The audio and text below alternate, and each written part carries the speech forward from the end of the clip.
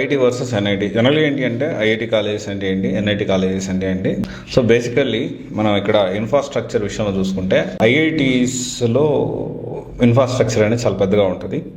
And mostly ఏంటి అంటే international offers అనేవి ఎక్కువ వస్తాయి. సో ఇక్కడ ఏంటి అంటే ఐఐటి అనేది ఎన్వైర్న్మెంట్ అనేది చాలా డిఫరెంట్గా ఉంటుంది. There is unmatchable to with any colleges. Every IIT is very different and unique కూడా. రీసెంట్గా కూడా నేను ఢిల్లీలో యూపీఎస్సీ ఎంట్రీ కోసం ఐఏఎస్ ఐపీఎస్ కావడానికి వచ్చారు వాళ్ళందరినీ కూడా కలిసినప్పుడు అండ్ ప్రీవియస్ ఇయర్ లాస్ట్ ఇయర్గా చూసుకున్నా కానీ ఓవరాల్గా హోలిస్టిక్గా మనం ఆలోచిస్తే ఈ యూపీఎస్సీ ర్యాంక్స్ అంటే ఐఏఎస్లు ఐపీఎస్లు అయ్యే వాళ్ళు ఎక్కువ మంది ఐఐటి నుంచి వచ్చిన వాళ్ళే. ఇది రియాలిటీ.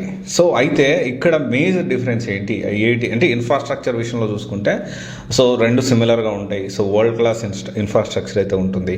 అండ్ ఇంకోటి మేజర్ డిఫరెన్స్ మనం ఏం చూడొచ్చు అంటే ఇక్కడ ప్రోడక్ట్ బేస్డ్ కంపెనీస్ వాటి స్కేల్.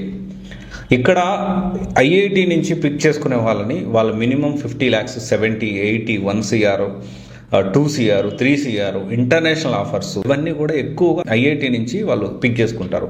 వేరియాస్ ఎన్ఐటి చూసుకుంటే ఎన్ఐటి కొన్ని కాలేజెస్ టైర్ 2 కిందకు వస్తాయి, కొన్ని కాలేజెస్ టైర్ 1 కిందకు వస్తాయి.